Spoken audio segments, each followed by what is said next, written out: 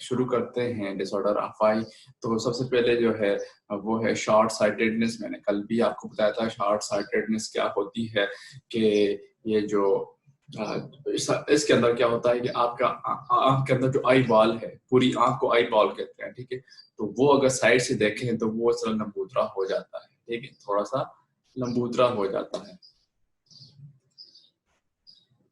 ठीक है, थोड़ा सा लंबूतरा हो जाएगा। लेकिन नॉर्मल अगर गोल होता है, एक इस तरह से गोल होता है, तो ये थोड़ा सा लंबूतरा सा हो जाता है ऊपर की तरफ। तो इसमें क्या है कि लेंस जो है वो भी थोड़ा लंबूतरा हो जाता है। नॉर्मल केस में जो लाइट है वो यहाँ पे फोकस हो रही होती है, जबकि इस केस में क्या होता है कि लाइट थोड़ा जो है वो आगे फोकस होना शुरू हो जाती है, ठीक है। जो दूर के ऑब्जेक्ट्स होते हैं उनकी लाइट आगे फोकस होना शुरू हो जाती है।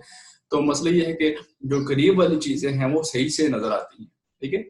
शॉर्ट साइटेड में क्या है, करीब वाली चीजें सही नजर आती हैं, जबकि जो दूर चीजें हैं वो सही तरीके से नजर नहीं आती, ठीक है। कैन सी क्लोजर ऑब्जेक्ट, ठीक है, सिर्फ करीब वाली चीजों को देख सकता है, जबकि दूर वाली चीजों को वो नहीं देख सकता, ठीक है। इसे कहते हैं शॉर्ट साइटेडनेस। तो और लेंस जो है वो रेटिना से पहले ही फोकस कर देता है। जैसे मैंने आपको बताया ना कि ये लेंस है, ये आपका पूरा आई बॉल है, ठीक है, और यहाँ पे क्या मौजूद है, लेंस मौजूद है। तो यहाँ से जो रोशनी जाती है उसको पहले ही वो उसको फोकस कर देता है यहाँ पे, हालांकि इसको फोकस यहाँ पे करना चाहिए था, ठीक है, यहाँ पे फोकस करना चाहिए था, लेकिन क्या है कि वो उसको पहले ही फोकस कर देता है, ठीक है। तो इसकी अगर देखें हम ट्रीटमेंट देखें तो आप कनकेव लेंस सामने लगा लें, ठीक है, यानी कि आंख से बाहर आकर आप अगर कनकेव लेंस लगा लें तो वो क्या करता है कि इसको क्या है कि यहाँ पर इसको थोड़ा सा फैला देता है रोशनी को, और वो आगे जाके सीधा एंड पॉइंट पे क्या करती है, फोकस करती है, ठीक है। अच्छा, तो कनकेव लेंस क्या है कि कनकेव लेंस रख सकते हैं या लेजर आई सर्जरी करके, कि आंख की सर्जरी करके लेजर के जरिए आप उसको ठीक कर सकते हैं। लेंस जो लंबूतरा हो गया था, अब उसको आप ठीक कर सकते हैं, ठीक है, उसको आप ठीक कर सकते हैं। दूसरी है लॉन्ग साइटेडनेस, ठीक है। लॉन्ग साइटेडनेस में उसका उलट होगा कि दूर वाली चीजें जो है वो सही तरीके से दिखेंगी और करीब वाली चीजें जो है वो सही तरीके से नहीं दिखेंगी। इसको हाइपर मेट्रोपिया भी कहते हैं, ठीक है। दूसरी को मायोपिया कहते थे, इसको क्या कहते हैं, हाइपर मेट्रोपिया कहते हैं, ठीक है। लॉन्ग साइटेडनेस और फ्रेश साइटेडनेस में क्या फर्क होता है कि सॉरी, लॉन्ग साइटेडनेस और शॉर्ट साइटेडनेस में, लॉन्ग साइटेड में दूर वाली चीजें सही से दिखती हैं। डिजीज के अंदर जो नाम है लॉन्ग साइटेडनेस, मतलब दूर वाली चीजें दिखती हैं, ठीक है। इसमें क्या होता है कि आई बॉल जो है वो छोटा हो जाता है, ठीक, वो छोटा हो जाता है। नॉर्मल केस अगर ये वाला था, आई बॉल थोड़ा छोटा हो जाता है। इस और दूसरी बात क्या है कि जो फोकसिंग है लेंस की वो बाहर होती है, यानी कि रेटिना से पीछे चली जाती है। इसका मतलब ये नहीं कि आंख में से गुजर के बाहर चली जाती है, लेकिन ये है कि फोकस यहाँ पर नहीं होता। हमारा मेन मकसद ये है कि इधर फोकस हो, और फोकस इधर नहीं होता, ठीक है। तो इस वजह से क्या होता है कि आपको दूर वाली चीजें जो है वो सही तरीके से नजर नहीं आती, जस्ट करीब वाली चीजें जो है वो सही तरीके से नजर आती हैं। इसका इलाज जो है आप कर सकते हैं कि आप सामने कन्वेक्स लेंस लगा लें, ये लोग चश्मे पहनते हैं, ठीक है। तो बीच में क्या लगा लें आप, कन्वेक्स लेंस। कन्वेक्स लेंस इस तरह से होता है, ठीक है। फिजिक्स के अंदर आप डिटेल से पढ़ेंगे। कन्वेक्स लेंस इस तरह होता है, कनकेव लेंस जो है इसके उलट होता है, इस तरह से। ये आ गया कनकेव लेंस, ठीक है। और ये वाला जो है ये है कन्वेक्स लेंस। तो ये चश्मे जो लोग पहनते हैं उसमें कन्वेक्स लेंस लगा लेते हैं, जिनको दूर की चीजें जो है सही दिखाई देती हैं और नजदीक की चीजें जो है वो सही नहीं दिखाई देती, तो उनको कन्वेक्स लेंस लगा देते हैं, ठीक है। या फिर ये है कि लेजर, इसके इलाज भी आप लेजर सर्जरी के जरिए कर सकते हैं। और लेजर सर्जरी में क्या होगा कि वही लेजर से उसका जो साइज होगा लेंस का उसको चेंज कर दिया जाएगा, ठीक है। तो ये थे आपके पास डिसऑर्डर ऑफ आई। नेक्स्ट हम पढ़ते हैं सोनो रिसेप्टर, ठीक है। सोनो रिसेप्टर या कान जो है आपका ईयर, ठीक है, जो आपका कान है वो, अच्छा फिर मैं फिर से डिफरेंस बता देता हूँ। लॉन्ग साइटेडनेस मीन कि दूर की चीजें दिखाई देंगी, दूर की चीजें दिखाई देगी तो करीब की चीजें दिखाई नहीं देगी, यानी कि ब्लर नजर आएगी। जबकि शॉर्ट साइटेडनेस में क्या होगा कि करीब की चीजें दिखाई देंगी, दूर वाली चीजें जो है वो ब्लर दिखाई देंगी। जाएगी। दोनों में फर्क ये है, ठीक है। लॉन्ग साइटेडनेस में लॉन्ग से मुराद दूर तो दूर वाली चीजें नजर आएंगी, और शॉर्ट साइटेडनेस मतलब शॉर्ट डिस्टेंस वाली चीजें जो है वो नजर आएंगी। सही है, चले आगे बढ़ते हैं। सोनो रिसेप्टर की बात करते हैं। सोनो का मतलब होता है साउंड, ठीक है, और यानी कि साउंड को जो डिटेक्ट करता है उसे, और उसको उस रिसेप्टर को क्या कहते हैं, ईयर कहते हैं। और इसके अंदर कहीं जाके आपको रिसेप्टर सेल मिलेंगे, ठीक है। तो हम बात कर रहे थे कान की बात कर रहे थे। तो कान जो है जो रेडियो वेव्स आती हैं साउंड की, ठीक है, उनको बनाता है। फिर आपके जो कान है वो साउंड को डिटेक्ट करता है, फिर आगे जाके उस साउंड का जो है वो बकायदा एक मैसेज की फॉर्म में कन्वे किया जाता है, ठीक है। तो हम ये देखेंगे कि जो आपका कान है उसका स्ट्रक्चर कैसा है और उसमें कौन कौन सी चीजें जो है वो मौजूद होती हैं, ठीक है। तो अगर बेसिकली देखें तो आपके कान को 3 हिस्सों में डिवाइड किया जाता है, ठीक है। आपके कान को 3 हिस्सों में डिवाइड किया जाता है। एक है आउटर ईयर, या जैसे एक्सटर्नल ईयर भी कहते हैं, ठीक है। आउटर ईयर या जैसे एक्सटर्नल ईयर भी कहते हैं। मिडल ईयर है, ठीक है, और इनर ईयर या जैसे इंटरनल ईयर भी कहते हैं, ठीक है। तो आउटर ईयर में जस्ट आपके पास ये जो आपको बाहर वाला ऐसा नजर आता है, जैसे पिन्ना कहते हैं, ठीक है। इसे क्या कहते हैं, पिन्ना कहते हैं। पिन्ना, PINNA, पिन्ना कहते हैं, सही है।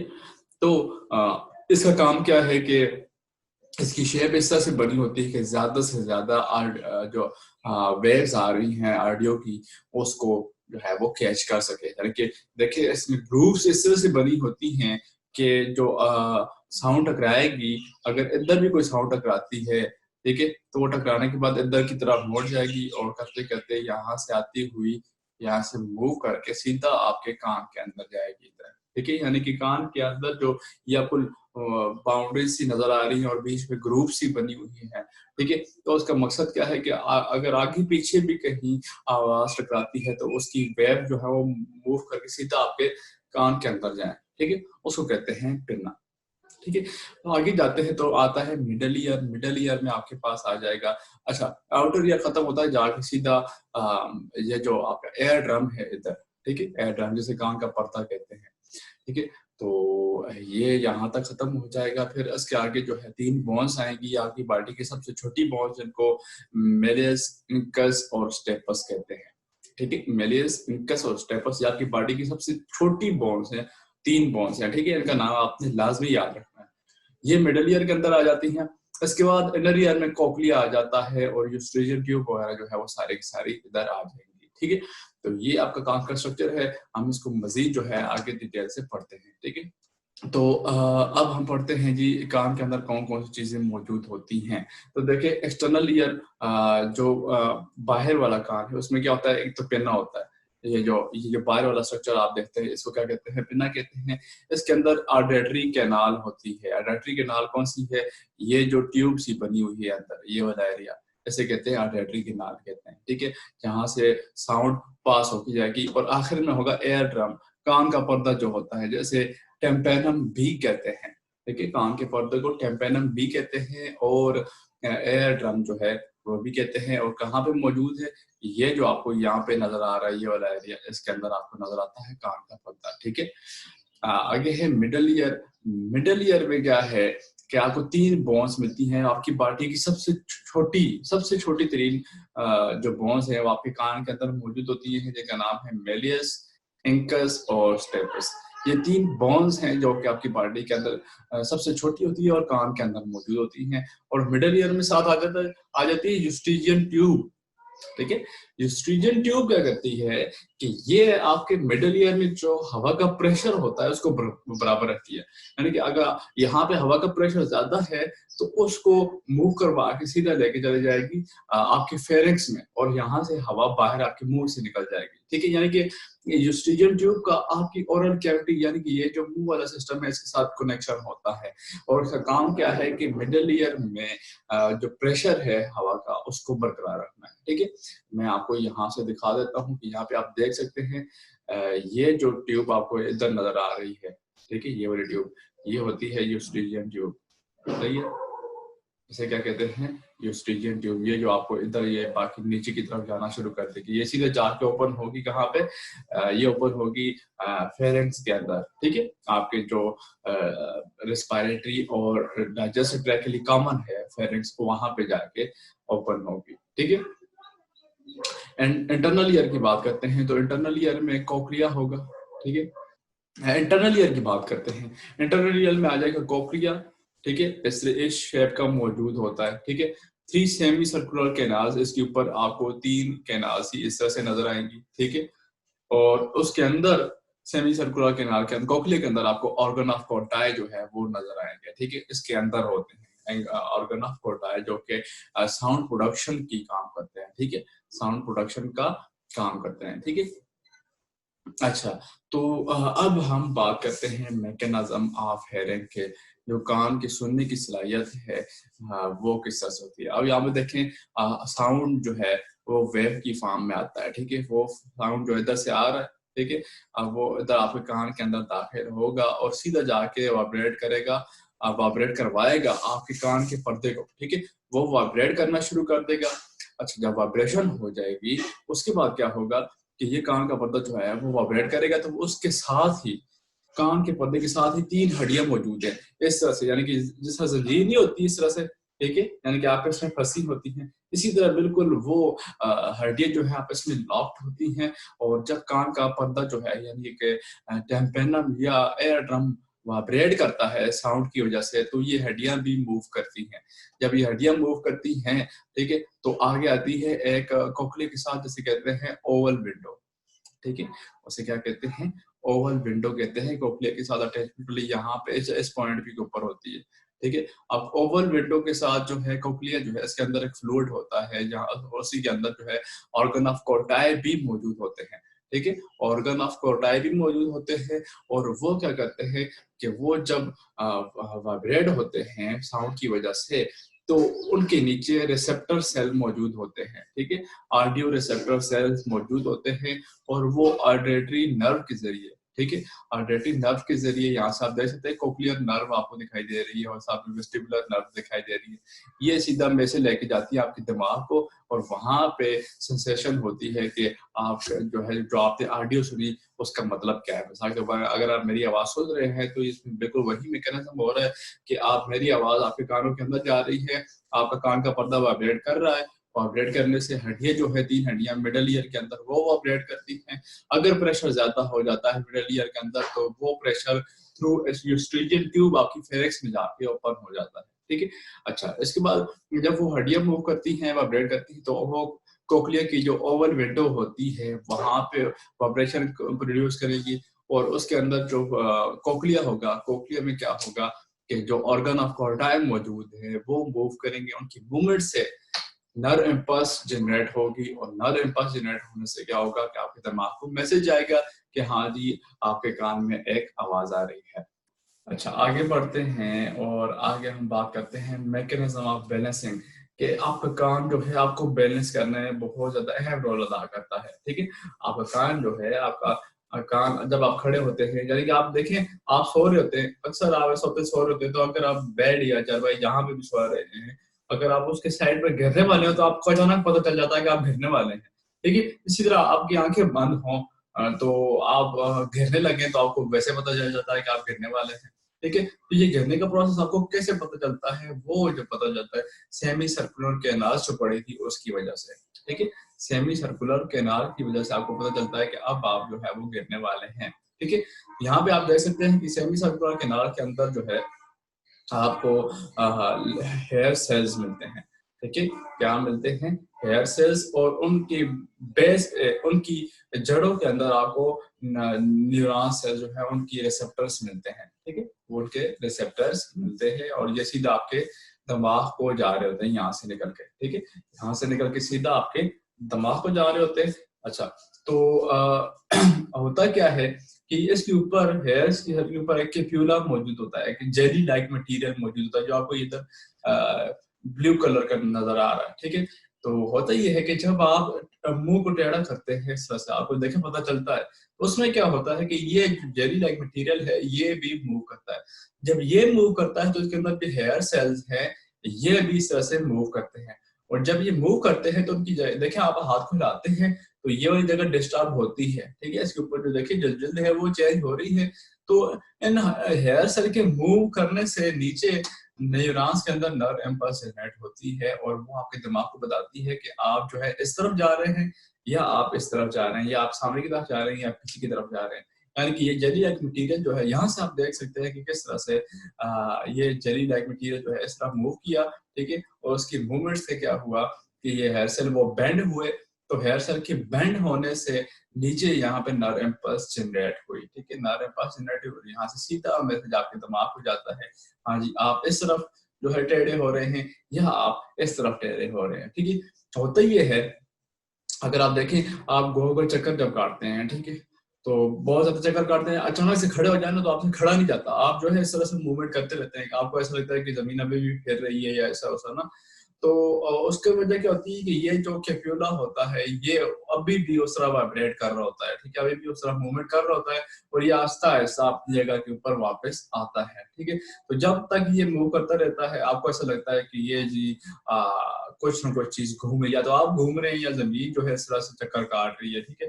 तो असल में होता है क्या है कि ये जो कैप्यूला है ये उसी पोटेंशियल के साथ, उसी एक्सेलरेशन के साथ आहिस्ता आहिस्ता अपनी जगह के ऊपर वापस आता है, ठीक है।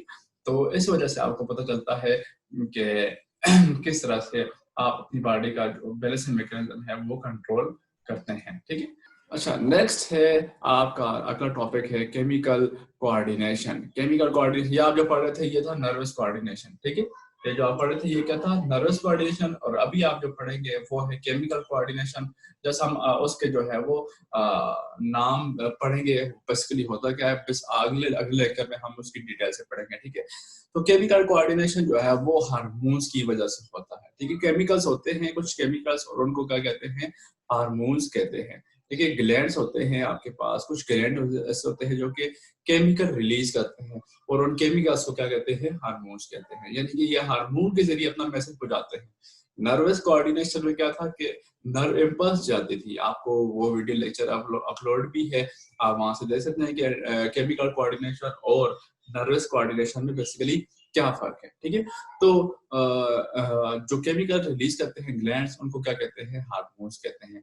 अब आपके पास दो किस्म के हार्मोन हैं, एक है एंडोक्राइन ग्लैंड्स और दूसरा है एक्सोक्राइन ग्लैंड, ठीक है। एंडोक्राइन ग्लैंड्स और एक्सोक्राइन ग्लैंड्स, इनमें फर्क क्या होता है।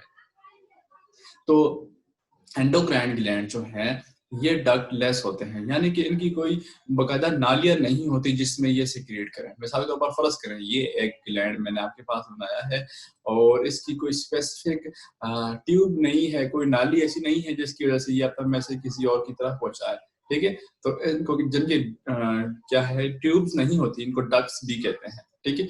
तो जिनकी डक्ट्स नहीं होती उन्हें क्या कहते हैं, एंडोक्राइन ग्लैंड्स, और जिनकी डक्ट्स मौजूद होती हैं इनको क्या कहते हैं, एक्सोक्राइन ग्लैंड्स कहते हैं। जिनकी डक्ट्स होती हैं उनको क्या कहते हैं, एक्सोक्राइन ग्लैंड कहते हैं, ठीक है। मैकेनिज्म में देखें अगर आप, तो यहाँ से सेल के अंदर जो है वो केमिकल बनेगा और वो केमिकल जो एंडोक्राइन ग्लैंड्स की बात करते हैं, ठीक है, तो वो आपके ब्लड स्ट्रीम के अंदर, आपके ब्लड के अंदर छोड़ दिया जाता है। जब जहां जहां का ब्लड जाता है, जहां पे उस हार्मोन का एक्टिव होना होता है, जहां पे वो बाइंड करेगा वहीं पे जाके वो एक्ट करेगा और अपना रिस्पॉन्स जो है वो क्रिएट करेगा, ठीक है। यानी कि स्पेसिफिक सेल्स होते हैं और स्पेसिफिक सेल मिलकर आपके पास क्या बना देते हैं, ग्लैंड्स बनाते हैं और वो ग्लैंड स्पेसिफिक केमिकल रिलीज करते हैं जिनको आप हार्मोन्स कहते हैं। वो हार्मोन ब्लड के जरिए मूव करके जाते हैं टारगेट साइड के ऊपर, ठीक है, और टारगेट साइड के ऊपर जाके वो एक्ट करते हैं, बदले में अपना रिस्पॉन्स जो है वो क्रिएट करते हैं, ठीक है। अगर आप एंडोक्राइन ग्लैंड्स की बात करें, वो ग्लैंड जिनकी डक्ट्स नहीं होती, तो इंसानों की बॉडी के अंदर कई सारे होते हैं। आप जो है जस्ट 5 को पढ़ेंगे जिनमें है pituitary gland, thyroid gland, pancreas, adrenal glands और गोनेड। इनको हम डिटेल से अगले लेक्चर में पढ़ेंगे, ठीक है। तो उम्मीद है आपको आज का ये वीडियो लेक्चर समझ आया होगा। अगर आपका कोई क्वेश्चन वगैरह है तो वो पूछ सकते हैं।